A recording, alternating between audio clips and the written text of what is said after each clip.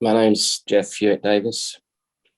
I was stunt performer in London's Burning and eventually stunt coordinator.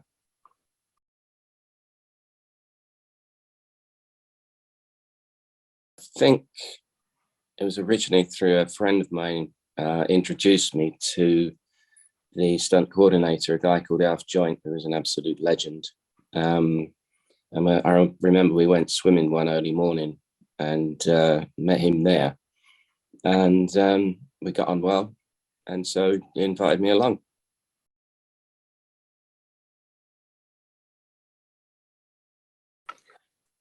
Yeah, I mean, stunts and stunt performer are pretty much the same, although the differentiation might be because in some of the episodes I actually played a character.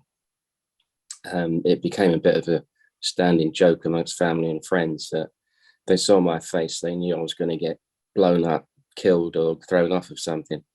Um, so, I mean, I did, I think, probably more than 29. I know that IMDb, apart from misses a few, but it was over a period of 7 years.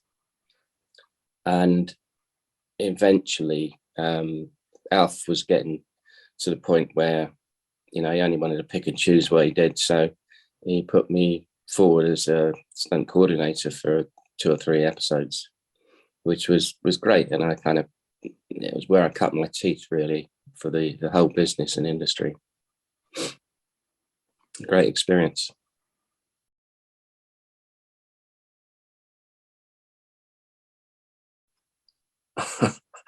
um, Difficult to say really, because there was so many. They were pretty varied as well. But I think possibly the most memorable one was where I doubled a guy who was a sort of young, delusional chap who ends up climbing up a construction crane, and the episode ensues that the guys go up and try and talk him down, but he has a delusion while he's up there and ends up falling off the crane. I mean, it's partly memorable because Alf rang me about it some couple of months before and said, was I up to it? He said that the crane was about 110 feet. So I was like, okay. He said, but we're going to do it on a fan descender. So for information, a fan descender is basically you're attached to a wire. And on this occasion, the wire went from a couple of pulleys on the crane right down to the ground, into a kind of a reel, which has a fan on the end and a brake. So when you fall, the reel starts to rotate, and supposedly the air pressure of the fan slows you down. Sounds great in theory, but when you're stuck up there, it doesn't feel that great. And anyway, when we actually arrived on the scene, the Alf said to me, well, there's been a bit of a cock up. They got the height of the crane wrong. It's actually 160 feet. So I was like, oh, great. I kind of looked up and the sort of floor fell out of my stomach. And we'd brought in a cherry picker to put all the pulleys and stuff up and all our gear. We had to put on a little T-bar of scaffolding right on the end of the jib where he goes off. So that didn't reach the crane. So we had to cart all our gear up the tower of the crane, through the driver's cabin, out onto the top where the jib, and then walk along the jib, which is 50 meters swinging away, and put everything on from there. And then eventually got everything done. We were putting up lights for the sparks as well, because I didn't want to go up there. And when it finally came to it, I had to go up, walk down to the end. I had someone else there with me, just sort of helping out, and then crawl underneath the crane onto this little T-bar, and then hook onto the fan descender, and off I went. And anyway, Alfred sort of made this box ring at the bottom just in case, because in those days you didn't have the sort of computer technology to get rid of wires and stuff, you know. So they put the thinnest wire they could possibly imagine on there. I think it was 4 mil or something. And it looked incredibly insubstantial. And but they had these boxes underneath the camera. He said, "Oh, no, I'm going to put a camera there," he said, "because that way we'll see him falling into a shot, and we won't see the wire." So we had to take the boxes out. So I'm like, I've got nothing. I ended up actually landing on the camera. We did it once, and they said, "Oh, can you go again?" Oh, God. So each time I had to climb up 160 feet through the cabin and then out along the jib. That was a hell of a day. And then that evening I was appearing in a show in the West End, so I had to go and do that straight after. So it was probably one of the most memorable days. I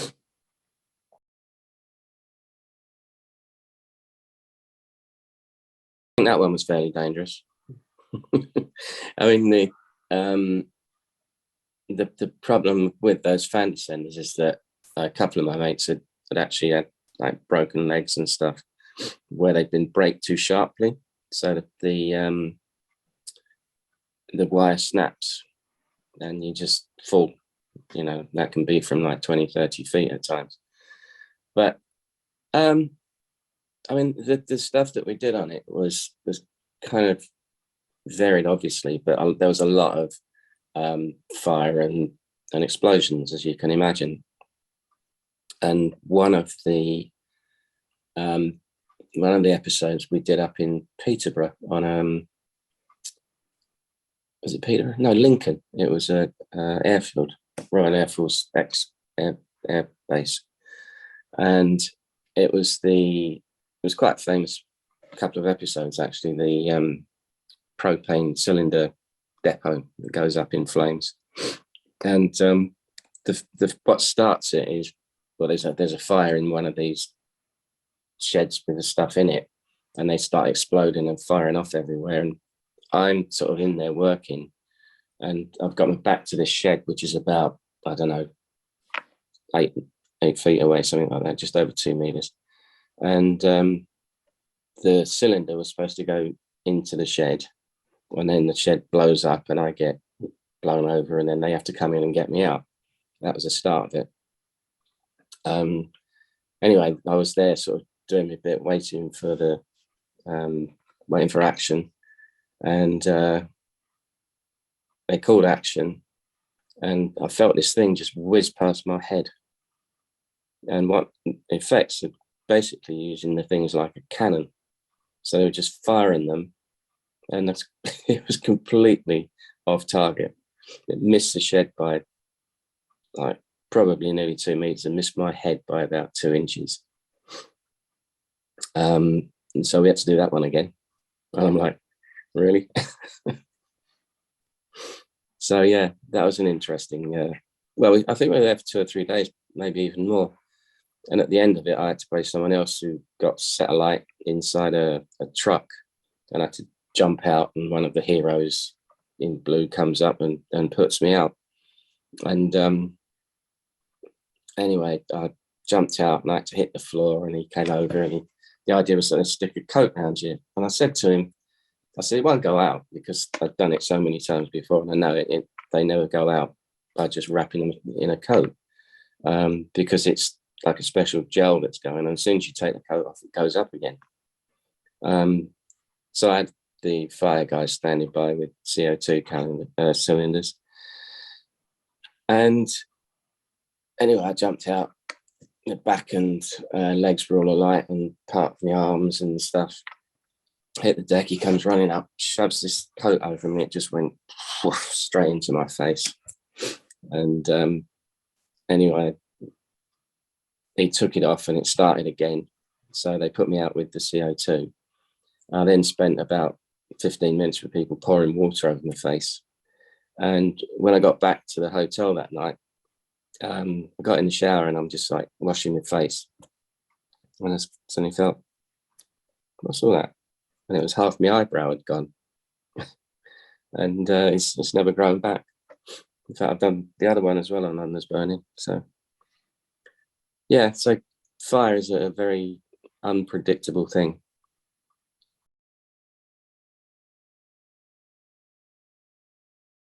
Yeah, quite a few times. I mean, I can't remember how many of them I actually doubled, but there was quite a few. I mean, I had to fall through a floor once for one. Um,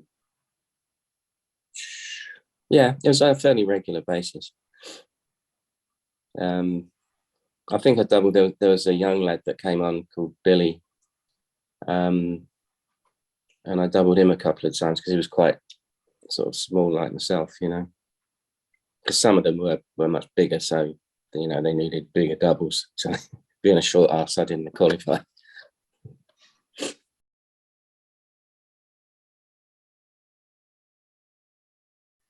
Yeah, we filmed that on the Woolwich ferry, and yeah, what happened was there was a fire inside a van, which had sort of toxic and explosive materials in, and it blows up, and the door from the side blows out, and I'm just kind of there at the side, and the door and the explosion hit me, and I go flying over the side of the ferry into the Thames. Um, I remember it quite well because we set it up so because it's quite a fairly high kind of railing, you know, by the side of it, obviously to stop people from falling off. And so we put a trampette right by the side of it, you know, like a mini trampoline, and then put a box behind that. So as the door was blown out, I jumped off the box, hit the trampette, and then just flew over the side. And the planning of it was that Alfred said, right, you need to hit the explosion just literally as his feet are leaving the trampette. So, you know, it launches him straight off. And special effects being special effects, it's a little bit, let's say, eager. And it went off literally as I hit the trampette. And they blew the doors out with compressed air. But what that also did, obviously, was to blow the flames and everything else a lot further than it would normally. So I've taken off from this trampette and suddenly felt I was lifted another 2 feet in this great ball of flame, and then just flew over the side and ended up in the Thames. And I remember then after that, I had to go for, I think it was after, it might have even been before. I had 2 or 3 hours of makeup to put all the burn stuff on it. Yeah, an eventful day.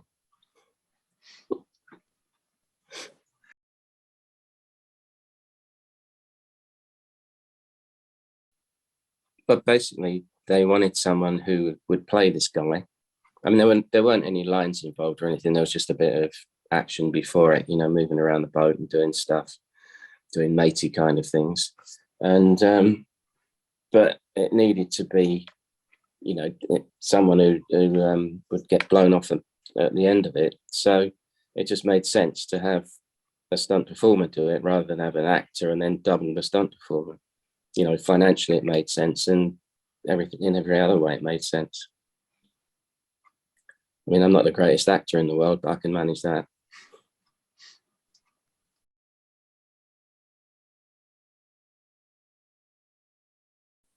I think the one that I coordinated was quite good fun because it was on a railway up near Peterborough it's called the Nene Valley Railway, and it's basically where Thomas the Tank Engine is.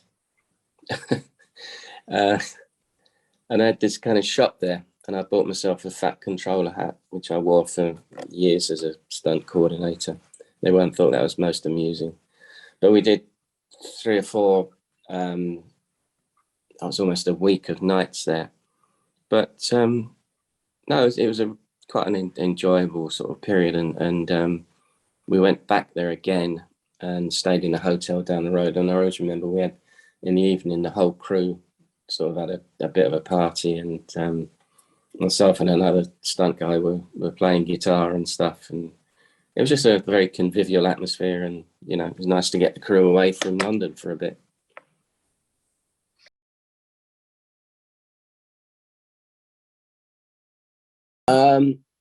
Generally, we brought in for the scenes where we're required, but quite often, especially with London's Burning, I mean, I was kind of playing a character, or you know, somebody who gets blown up, whatever. So I'd need to be in to do the establishing stuff as well. And also, because of the nature of it, there was often quite a long period in the makeup chair. So whilst, you know, once I'd done the stunt, they wouldn't sort of stick, I wouldn't have to stick around, I could get away. It could often be quite a long day. But then, you know, sometimes it was just a few hours and you're off. It's quite a nice job. We don't really work for a living.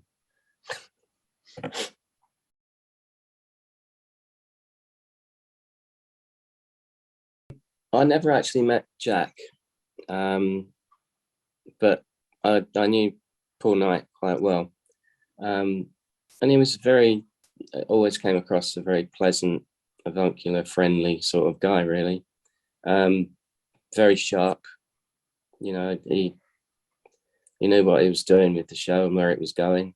And he was big friends with Alf, the stunt coordinator at the time. So quite often, you know, we'd sort of chat, and they'd chat and I'd be part of it, which was, you know, good for me because I was almost a newcomer into the industry at the time. But yeah, he was very nice guy, very talented. It was great loss, really.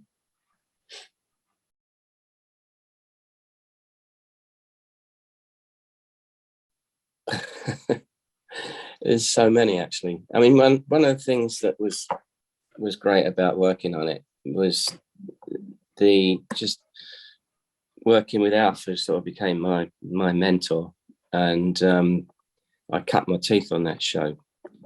And the way that he used to kind of the invention that he had, and the way that he would take a script and just make something really special of it.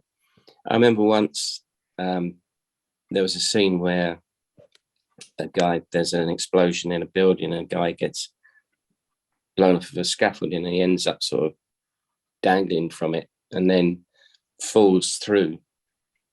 And what Alf conjured up was we put in like 3 levels of false boards, and we put a couple of crash mats underneath that. So if you can imagine 3 layers of scaffolding.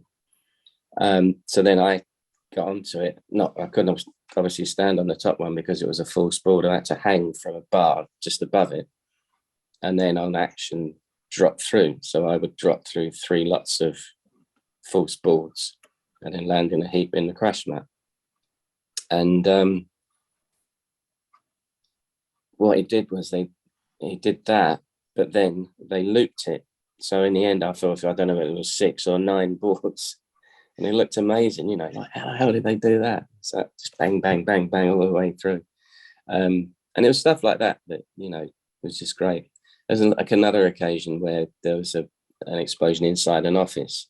I had to get thrown back and land in a cupboard, which then falls on top of me. And we ended up with Alf sat in straddle underneath the desk, and with his hands on the floor and my feet in his hands. And when it went off, he just threw me across the room. And it's like just absolutely simple things, you know, real old school. But they worked.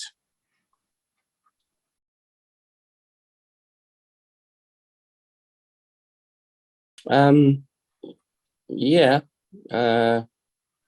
Remember there was one guy who played like a Greek. And I mean, I didn't have interactions in terms of on camera, but we always chatted, and I mean, all the actors chatted, and you know, it was a very friendly sort of set. And also there were always like proper firemen around as well, which we got to know, and quite often they kind of saved our bacon, as it were, crispy bacon at times. But yeah, it was that kind of set where everybody was quite friendly and talked to each other, and it was because it was a kind of long-standing production. Everyone had got to know each other, were comfortable with each other, knew what their jobs were and what they were capable of and what they could do, and it just kind of as a well-oiled machine, if you like.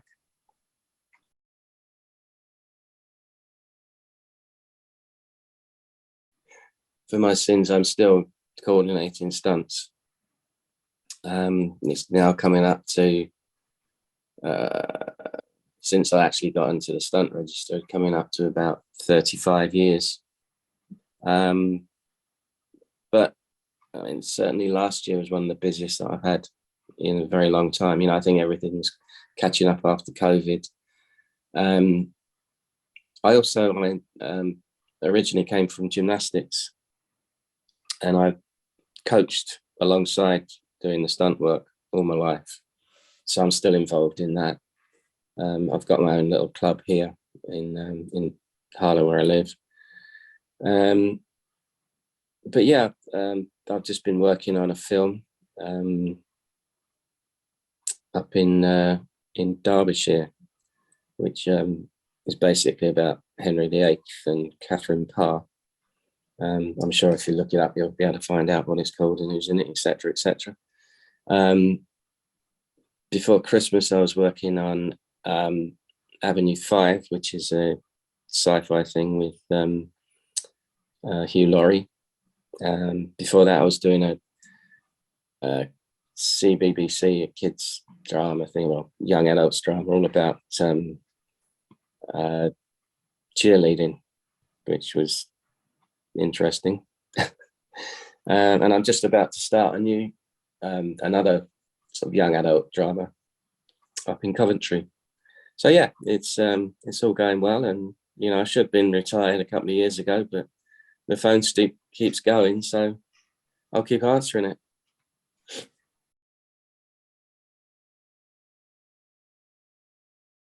You're very welcome, and good luck with the project.